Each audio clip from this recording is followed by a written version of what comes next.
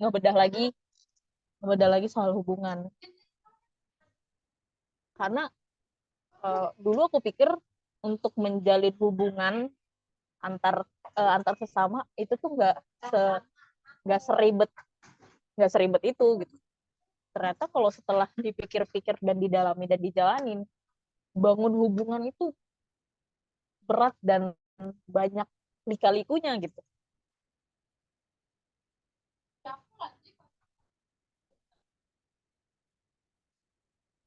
Dan setelah setelah aku pikir-pikir ya, setelah aku renungin gitu, hubungan yang ngebuat hidup aku lebih berwarna. Ini aku kan ada ke waktu kemarin aku tuh kayak bener-bener narik narik diri aku dari perkumpulan ini. Itu ada kali sebulan aku bener narik diri dan aku milih aku mau berhubungan sama siapa, aku mau berkomunikasi sama siapa, aku milih gitu. Dan aku ngerasanya di situ aku hidup sendiri gitu.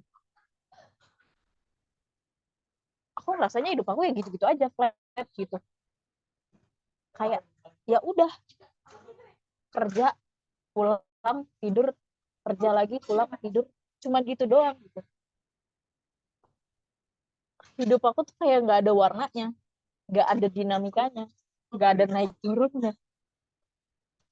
Ya ada di kerjaan, misalnya ada permasalahan di kerjaan, tapi itu juga permasalahan itu nggak ada nyangkut ke aku juga gitu. Jadi aku ya anteng-anteng aja. Jadi aku ngerasa, oh, aku berpikir. Jadi waktu waktu itu waktu itu uh, si Celisa ini, Cece kalian ini, mumpung orangnya keluar ya, si Cece kalian ini, waktu itu dia ngubungin gue, dia bilang, gue mau kerja, lu mau temenin gue nggak?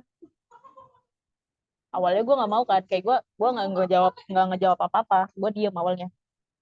Terus dia bilang, jadi mau apa enggak? Kalau enggak gue pergi sendiri. Gue tuh orang gak tegaan ya ngeliat orang sendirian, karena gue tau rasanya nggak sendirian tuh nggak enak. Terus akhirnya gue bilang, ya udah tunggu sebentar, gue mandi.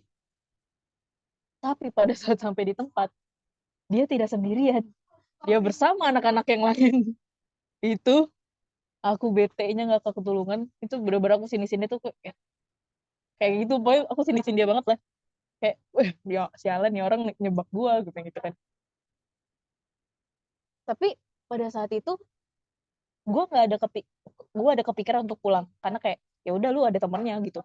Gue nggak usah lagi gitu di situ. Tapi hati nurani gue ngedorong, lu jangan pulang, lu tetap ikut ngumpul di situ.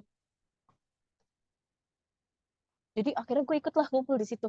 Biarpun gue diem, gue main HP, tapi gue ngerasa ada hidup lagi di situ. Kenapa? Karena gue ketemu sama orang, gue denger ceritanya yang teman-teman gue yang lain. Waktu itu kan ketemu rame-rame yang sepantaran sama gue kan.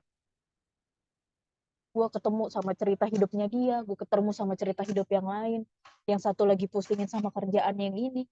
Gue tuh kayak lagi, wih, gue menemukan ada banyak dinamika hidup gitu. Jadinya kayak hidup gue jadi kayak ada warnanya, karena ada dinamikanya dan ada permasalahannya gitu. Jadi kayak gue berpikir di situ, oh ternyata yang buat hidup gue lebih berwarna itu hubungan.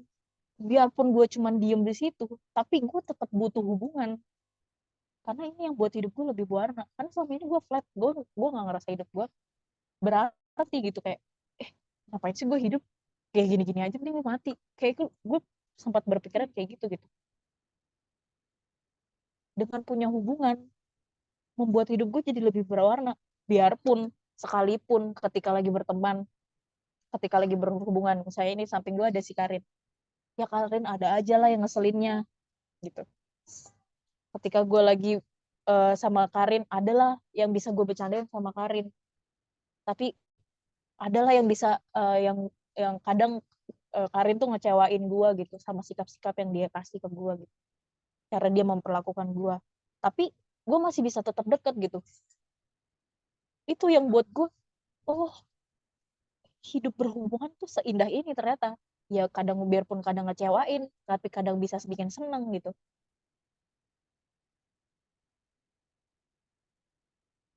Berhubungan itu seindah itu.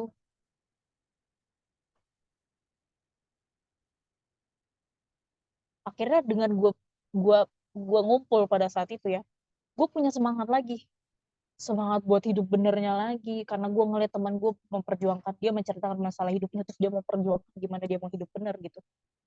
Akhirnya gue punya semangat lagi, wih gue harus punya semangat kayak gitu juga gitu, masa gue kalah sama dia gitu.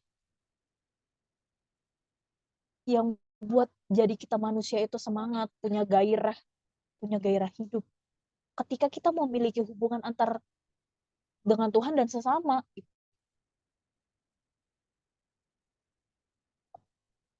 Kadang kita pasti capek ketika kita lagi berhubungan gitu, nggak mungkin kita terus-terusan uh, apa namanya, anteng-anteng aja gitu ketika berhubungan. Pasti kan capek ketika dia tuh nyakitin gitu, ketika itu dia buat luka, buat sedih, itu kan bikin capek. Apalagi kalau aku sama Karin, kalau aku deket sama Karin, aku harus cari tahu Karin tuh sukanya apa, Karin tuh karakternya bagaimana.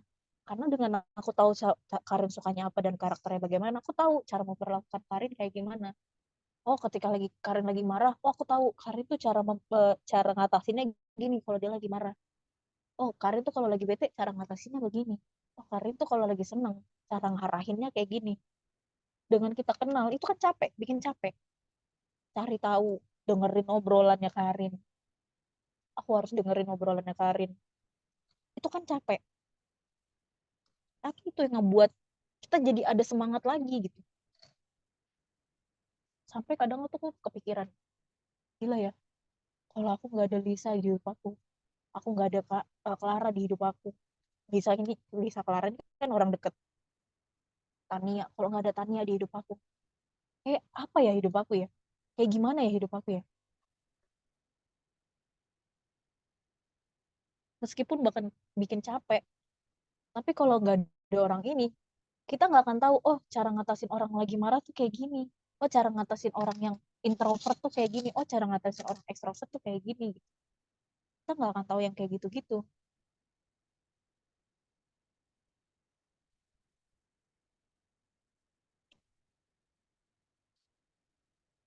Sebenarnya dengan adanya hubungan, itu Tuhan pakai untuk ngebentuk kita sebenarnya. Apanya yang mau dibentuk, kebiasaannya, karakternya kita gitu. Supaya sama dengan Tuhan. Tujuannya buat apa? Tujuannya kita bisa nemuin tujuan Tuhan yang ada di hidup kita lewat hubungan kita. Lewat hubungan kita dengan Tuhan dan hubungan kita dengan sesama. Di balik setiap hubungan yang kita bangun, itu ada tujuannya. Tuhan taruh tujuannya kenapa aku bisa dekat sama Lisa. Ada yang mau Tuhan rubah dari Lisa lewat aku, ada yang mau uh, Tuhan ubah lewat aku lewat Lisa gitu. Kenapa Tuhan percayain aku ngobrol sama Sasa sama Kim gitu. Ada yang mau Tuhan rubah dari Kim dan Sasa lewat aku gitu.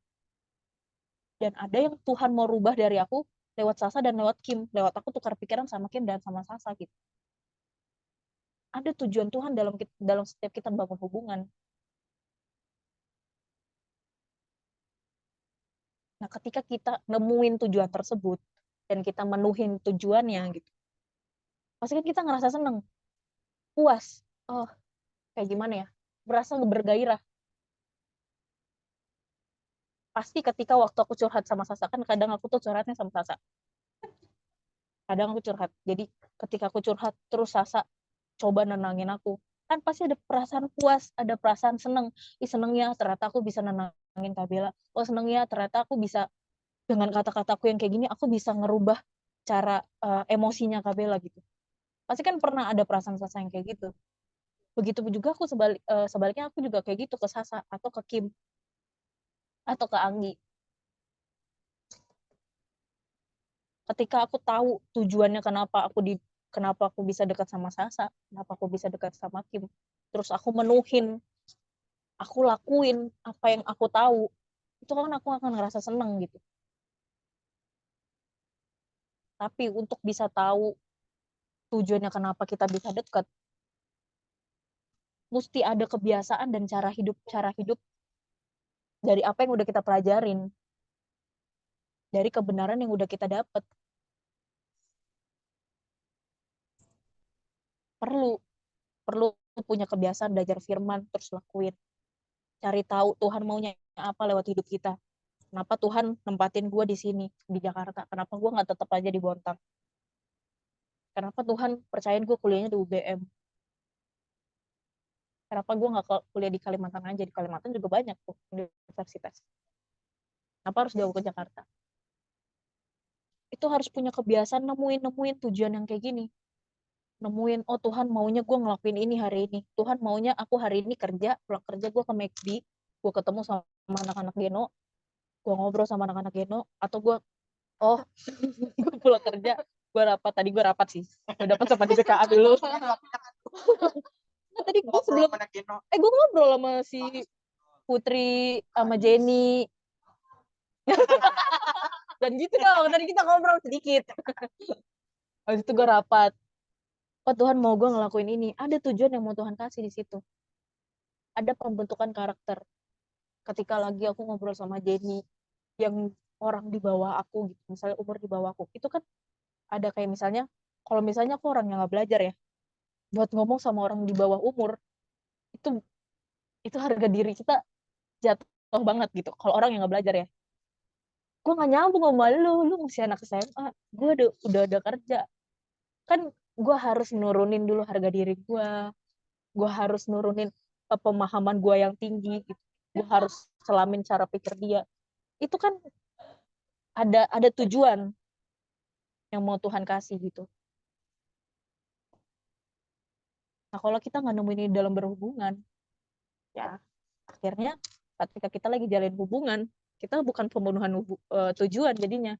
Kira jadi saling nyakitin karena kita maunya di ngertiin, kita maunya didengar.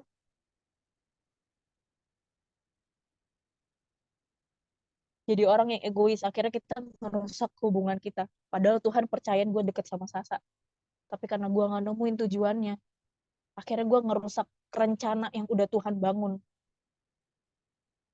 Nanti kalau gue deket sama Sasa, ini perubahan karakter Sasa tuh yang berubah tuh ini. Kalau gue deket sama Sasa, perubahan karakter yang ada di gue yang berubah tuh ini. Kalau gue nggak nemuin itu, terus gue jadinya nggak ngelakuin, gue ngerusak rencana yang udah Tuhan bangun ini, yang udah Tuhan susun ini. Dan menutup kemungkinan Kim sama Sasa juga, kenapa ada di satu komsel, itu ada tujuannya. Tugas kita nemuin tujuannya, kenapa kita satu komsel, kenapa Sasa nggak di furniture aja, kenapa Sasa nggak di Caw aja. Dulu sih di Caw. Canda, salah canda gitu. Nah buat nemuin ini tujuan yang mesti punya pengertian yang benar, karena dengan kita punya pengertian yang benar, cara pikir yang benar, kita bisa tahu, kita bisa melihat, oh ini tujuan yang Tuhan kasih, kita bisa tahu, oh ini kenapa Tuhan nempatin gue di komsel ini. Iya sih, semua juga kamu join. Karena kalau kita nggak punya pengertian yang benar, kita nggak akan bisa ngelihat tujuan itu sebagai hal yang harus kita lakuin gitu.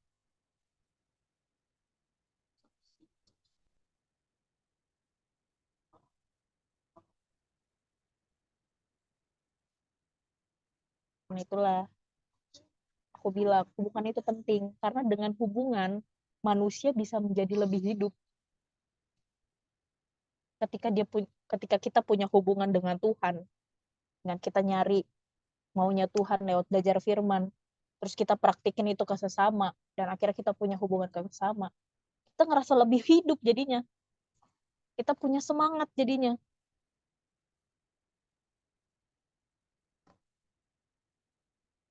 Karena di Matius 22 ayat 37 sampai 40, di situ apa namanya, kasihlah sesamamu. Kasih coba, buka dong. Ya, 37 sampai 40. Jawab Yesus kepadanya, kasihlah Tuhan Allahmu dengan segenap hatimu dan dengan segenap jiwamu dan dengan segenap akal budimu. Itulah hukum yang terutama dan yang pertama. Itulah hukum yang terutama dan terutama. Apa itu? Kasihlah Tuhan Allahmu dengan segenap hatimu, dengan segenap jiwamu, dengan segenap akal budimu. Itu hukum yang pertama dan yang terutama. Punya hubungan dengan Tuhan dengan segenap hati, dengan segenap jiwa. Itu hukumnya manusia yang pertama dan yang terutama. Lanjut. Dan hukum yang kedua yang sama dengan itu ialah kasihlah sesama manusia seperti dirimu sendiri. Pada kedua hukum inilah tergantung seluruh hukum Taurat dan kitab para nabi. Dan pada hukum yang kedua yang sama dengan itu, yang sejajar hukum yang kedua yang sejajar dengan hukum yang pertama adalah kasihlah sesamamu. Jadi, yang mesti kita kejar dalam hidup, yang pertama adalah punya hubungan dengan Tuhan. Dan yang kedua yang sama dengan itu, dengan yaitu punya hubungan dengan sesama. Kata kasih kan di situ berarti menyatakan kasih. Agapao. Kata kerja. Bener. Iya benar. Kan gue baca. Bingung kan lu bridge-nya? Mencintai dengan kasih sayang. Kalau kita lagi cintai sama orang, kan pasti mau ngelakuin. Setuju. Mau ngasih hidup, mau ngasih pikirannya. Pasti kan kalau kita lagi sayang sama orang tuh kan pasti kita bakal pikirin terus, ya enggak? Ada amin. Kita pikirin terus. Dia itu kenapa ya dia nggak balas chat gua ya? Kayaknya lu sih. Oh nggak sampai segitu ya? Dia kenapa ya? Kok hari ini kayaknya balasnya cuek, biasanya oke, nya 2. Ini kenapa oke cuman 1? Itu kan pasti kita pikirin gitu. Kalau kita lagi suka atau mencintai seseorang, pasti bakal kita kasih hidup kita di situ. Nah, kalau kita kasih cintanya kita ini ke Tuhan, mencintai dengan kasih sayang, itu akan kasih hidup dan pikiran kita ke situ. Bangun hubungan kita sama Tuhan, itu hukum yang pertama. Dan yang terutama, kita sebagai manusia.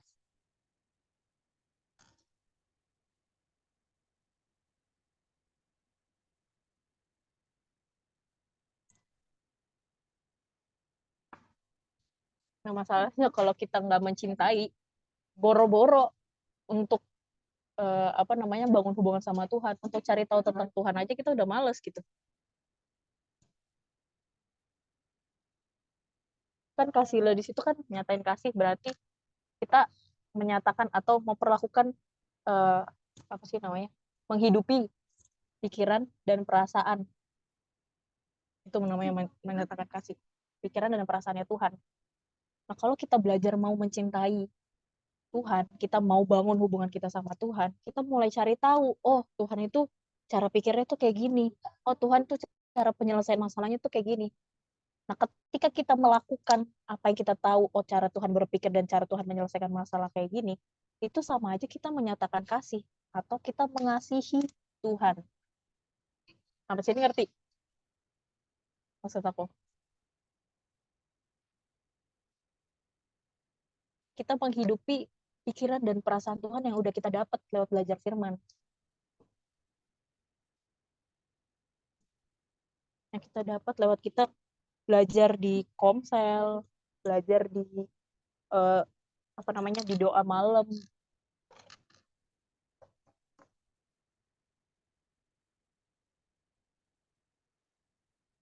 Nah, kalau kita pakai apa yang kita tahu ini, pengertian-pengertian yang kita tahu ini lewat peristiwa-peristiwa hidup yang Tuhan percayai gitu.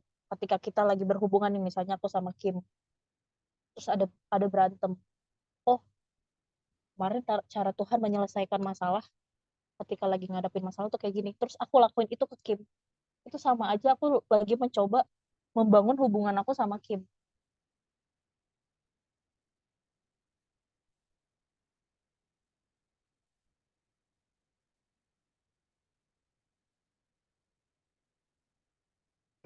Karena aku tahu, oh, dengan aku melakukan apa yang udah dengan aku mau melakukan apa yang aku pelajari ini ke Kim, tujuannya hubungan aku sama Kim jadi lebih baik. Maksudnya aku jadi ketika aku lagi berantem sama Kim, yang aku pertahanin itu kan kalau kita lagi berantem ya, yang kita pertahanin itu cuma dua, hubungan atau apa satunya, kalau kita lagi berantem, hubungan atau aku. Kalau kita mempertahankan aku, hubungannya hancur. Kalau kita mempertahankan hubungan, akunya hancur. Hancur itu maksudnya kita nggak make. Nah, kalau aku nggak menemukan tujuan kenapa aku dekat sama Kim, dan ketika aku berantem sama Kim terus aku nggak jalanin tujuannya, tahu aja berarti aku lagi sedang mempertahankan aku. Kenapa aku mempertahankan aku? Karena aku kurang ngasih waktu belajar firmannya. Karena aku kurang dalam cari tahu Tuhan maunya apa. Aku kurang ngasih pikiran aku ini sama pengertian-pengertian yang benar. Jadi kalau sampai sekarang kita masih terkadang, kalau kita menyadari, oh aku tuh masih nyakitin Kim ya kadang-kadang, oh ternyata aku tuh masih nyakitin Sasa ya kadang-kadang. Berarti waktu yang kita kasih untuk menuhin pikiran kita yang benar ini masih kurang. Padahal kan aku udah bangun pagi, aku udah doa. Mau tidur juga aku doa. Aku udah ikut komsel, aku udah ikut ibadah gabungan kok. Aku rajin kok ikut-ikut kegiatan. Itu nggak bisa menentukan pikiran kita bisa benar terus setiap saat.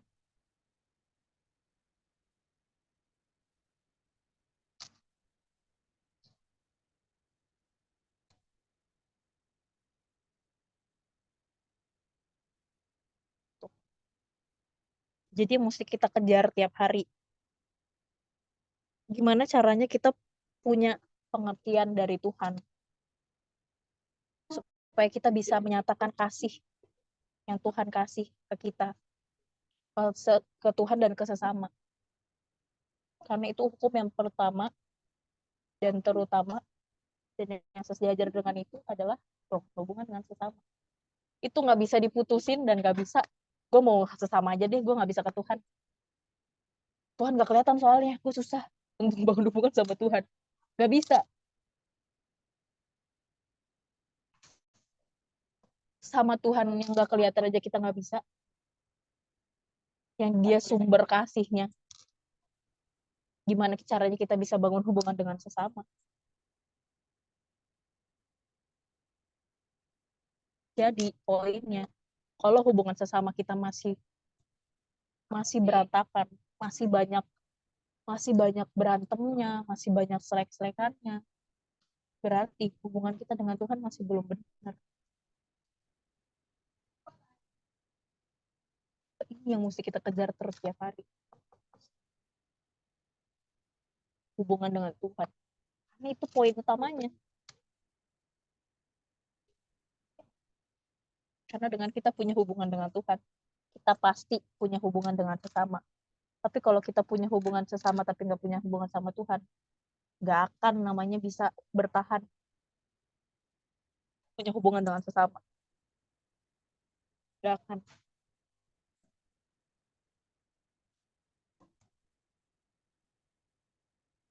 Karena cuma hubungan kita sama Tuhan, itu terdapat kasih, terdapat cintanya Tuhan, terdapat puas.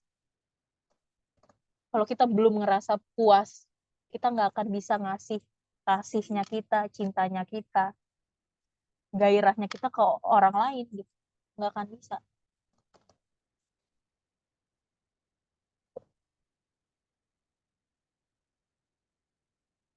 Ingat mesti dikejar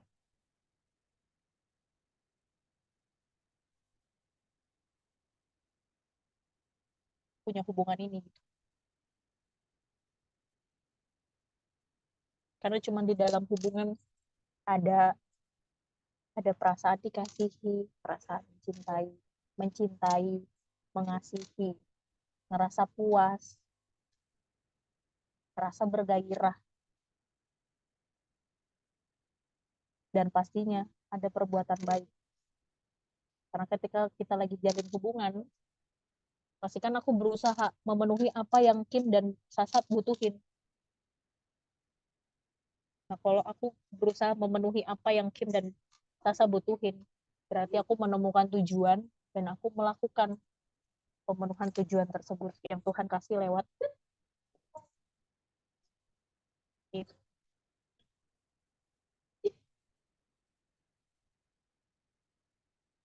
Gak mungkin ketika aku lagi jalin hubungan sama Sasa dan sama Kim, gak ada perbuatan, gak ada karakter aku yang berubah gitu. Contohnya dulu, aku tuh dulu orang yang nggak bisa perhatian. Aku tuh orang tuh yang paling cuek. Aku orang yang nggak bisa kayak, maksudnya nggak bisa peduli gitu sama orang. Tapi ketika aku lagi berteman sama Clara, Clara sabarnya ngadepin aku, itu nular. Jadi aku tahu, oh cara perhatian ke orang tuh begini. Akhirnya aku jadi bisa perhatian. Aku bisa nyatain rasa sayang aku ke orang. Oh aku bisa sabar, walaupun gak sabar-sabar banget gitu. Tapi ya dulu nggak seemosian sekarang gitu. Ada ada perasaan-perasaan yang Clara kasih, yang Clara bagiin. Dan itu berubah di aku gitu. Ya sedikit agak feminim lah semenjak berteman sama Clara. Karena kan Clara ini feminim banget dan bolot banget sih. Alhamdulillah bolotnya ini nggak ketularan, tapi kadang ketularan. Kayak gimana ya? Nggak ketularan banget lah bolot jadi ini. Tapi mulai kayak nilai orang dari sudut pandang yang kayak gini gitu.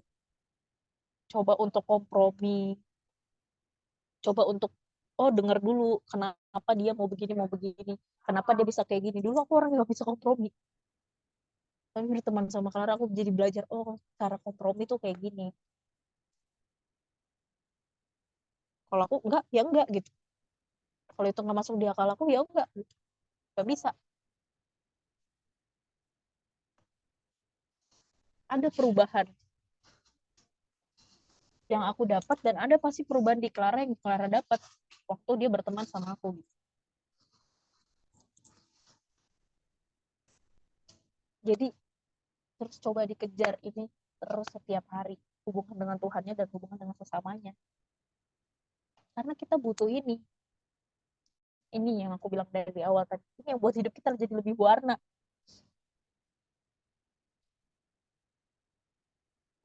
Ini yang buat kita jadi ngerasa lebih hidup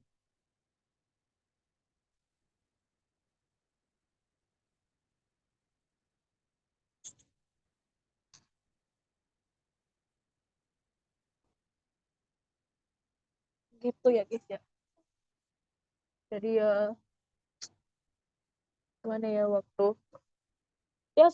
temenan sama Clara kayak adalah di situasi kayak kakak gue capek untuk temenan sama Clara, gue ngomong sama Kais kayak kakak gue udah capek untuk berteman, gue nggak mau lagi berhubungan, gue gue gue udah capek sama pertemanan ini.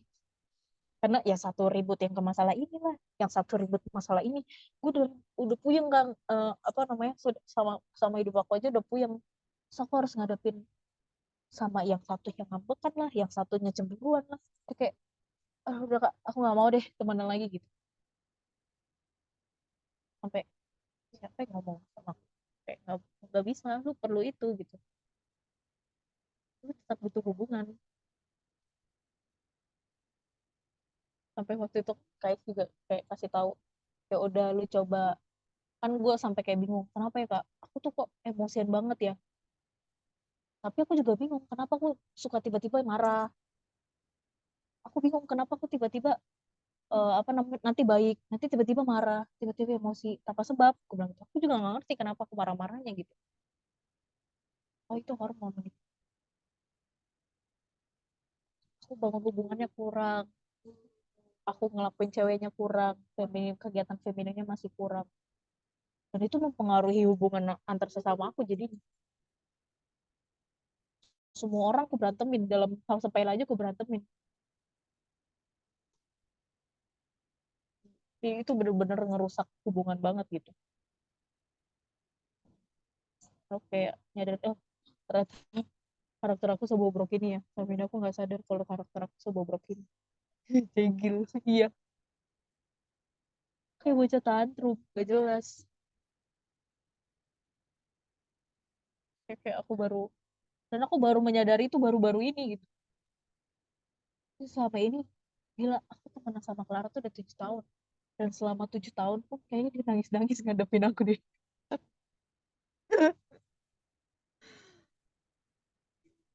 Dengan aku yang kadang mau cerita, kadang nggak mau cerita, kadang aku yang selalu nyangkalin perasaan aku gitu. Itu juga ternyata nyakitin Clara gitu. Nyakitin orang dekat aku, nyakitin Lisa juga.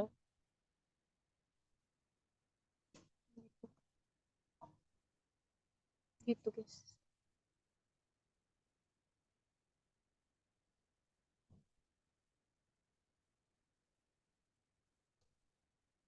Minggu lalu padahal, bukan minggu lalu sih, 2 minggu lalu ya, aku banyak tuh aku cerita, kalian tidak ada. Mana aja nih pada.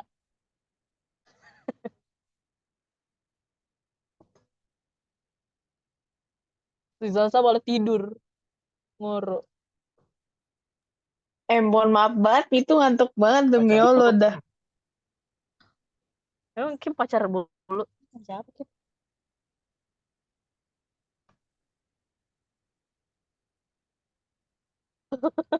lu nggak lihat kan pacarnya Kim?